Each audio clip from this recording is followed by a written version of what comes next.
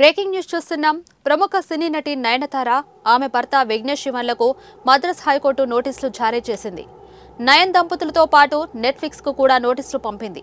Nayanthara beyond the fairy tale డాక్యుమెంటరీలో తన అనుమతి లేకుండా నానుం రౌడీ ధాన్ సినిమా ఫుటేజ్ ని వాడుకున్నారంటూ కోలీవుడ్ హీరో ధనుష్ మద్రాస్ హైకోర్టును ఆశ్రయించారు.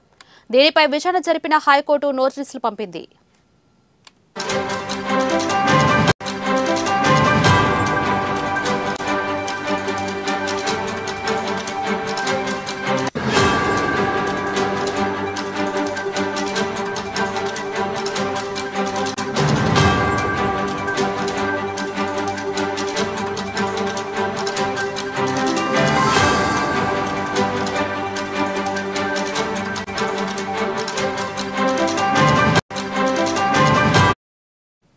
నానుం రౌడీ ధాన్ చిత్రంలోని 3 సెకండ్ల క్లిప్ వాడుకున్నందుకు ధనుష్ 10 కోట్ల రూపాయలు డిమాండ్ చేశారు.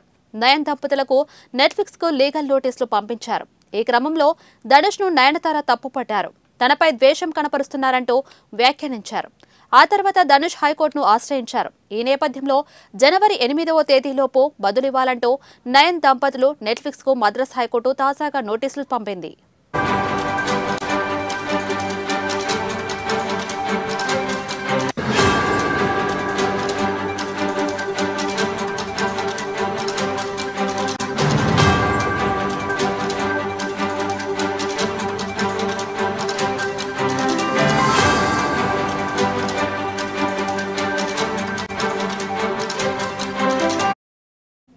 బ్రేకింగ్ న్యూస్ చూస్తున్నాం. ప్రముఖ సినీ నటి నయనతార ఆమె భర్త విఘ్నేష్ శివన్లకు మద్రాస్ హైకోర్టు నోటీసులు జారీ చేసింది.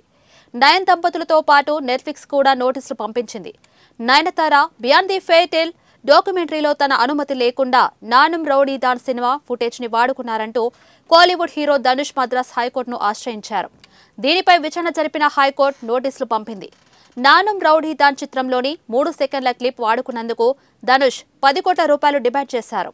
నయన్ దంపతులకు నెట్ఫ్లిక్స్ కు లీగల్ నోటీసులు పంపించారు. ఈ క్రమంలో ధనుష్ ను నయనతార తప్పుపట్టారు. తనపై ద్వేషం కనపరుస్తున్నారంటూ వ్యాఖ్యానించారు. ఆ తర్వాత ధనుష్ హైకోర్టును ఆశ్రయించారు. ఈ నేపథ్యంలో జనవరి 8వ తేదీలోపు బదులివ్వాలంటూ నయన్ దంపతులు నెట్ఫ్లిక్స్ కు మద్రాస్ హైకోర్టు తాజాగా నోటీసులు పంపింది.